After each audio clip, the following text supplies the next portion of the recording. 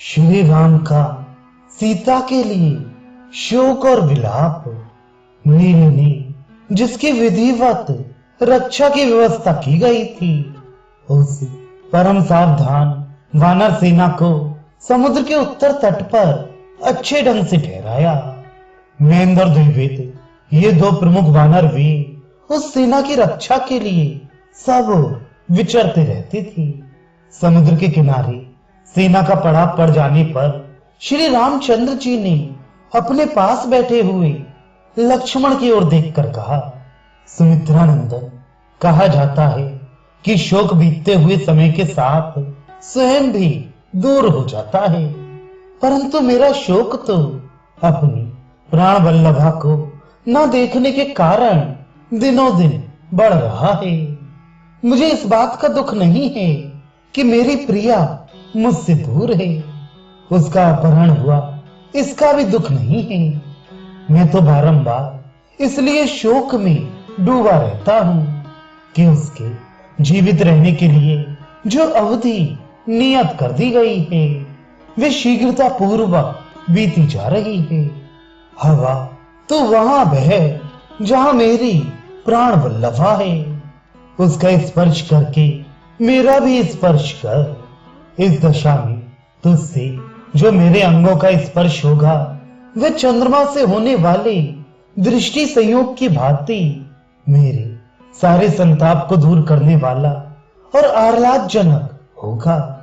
अपहरण होते समय मेरी प्यारी सीता ने जो मुझे हा नाथ कहकर पुकारा था, वह पिए हुए उधर स्थित विष की भांति मेरे सारे अंगों को दग्ध किए देता है।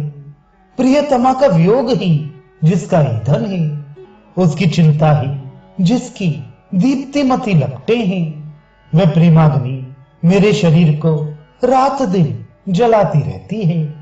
सुमित्रा नंदन, तुम यहीं रहो, मैं तुम्हारे बिना अकेला ही समुद्र के भीतर सोऊंगा। इस तरह जल में शयन करने पर यह प्रज्वलित प्रेमाग्नि मुझे दग्ध नहीं कर सकेगी। मैं और वह वामोरु सीता एक ही भूतल पर सोते हैं। प्रियतमा की संभोग की इच्छा रखने वाले मुझ विरही के लिए इतना ही बहुत है। इतने से भी मैं जीवित रह सकता हूं। जैसे जल से भरी हुई क्यारी के संपर्क से बिना जल की क्यारी का धान भी जीवित रहता है, सूखता नहीं है, उसी प्रकार मैं जो ये सुनता हूं कि सीता अभी जीवित है, इसी से जी रहा हूं। कब वह समय आएगा जब शत्रुओं को परास्त करके मैं समृद्धशालिनी राजलक्ष्मी के समान कमल नयनी सुमध्यमा सीता को देखूंगा। जैसे रोगी रसायन का पान करता है, उसी प्रकार मैं कब सुंदर दांतों और बिंब सदृश मनोहर ओठों से युक्त सीता के प्रफुल्ल कमल जैसे मुख को कुछ ऊपर उठाकर चूमूंगा। मेरा आलिंगन करती हुई प्रिया सीता के वे परस्पर सटे हुए ताल फल के समान गोल और मोटे दोनों स्तन कब किंचित कंपन के साथ मेरा स्पर्श करेंगे।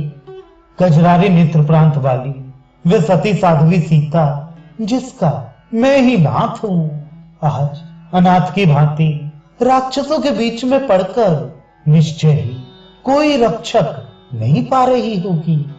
राजा जनक की पुत्री, महाराज दशरथ की पुत्र वधु और मेरी प्रियतमा सीता राक्षसियों के बीच में कैसे सोती होगी। वह समय कब आएगा जबकि सीता मेरे द्वारा उन दुर्दर्श राक्षसों का विनाश करके उसी प्रकार अपना उद्धार करेगी, जैसे शरद काल में चंद्रलेखा काले बादलों का निवारण करके उनके आवरण से मुक्त हो जाती है।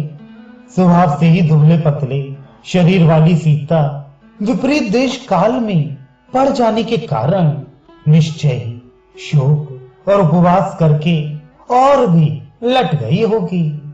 मैं राक्षस राज रावण की छाती में अपने सायकों को धसाकर अपने मानसिक शोक का निराकरण करके कब सीता का शोक दूर करूंगा। देव कन्या के समान सुंदरी मेरी सती साध्वी सीता कब उत्कंठा पूर्वक मेरे गले से लगकर अपने नेत्रों से आनंद के आंसू बहाएगी। ऐसा समय कब आएगा जब मैं मिथिलेश कुमारी के वियोग से होने वाले इस भयंकर शोक को मलिन वस्त्र के भांति सहसा त्याग दूंगा।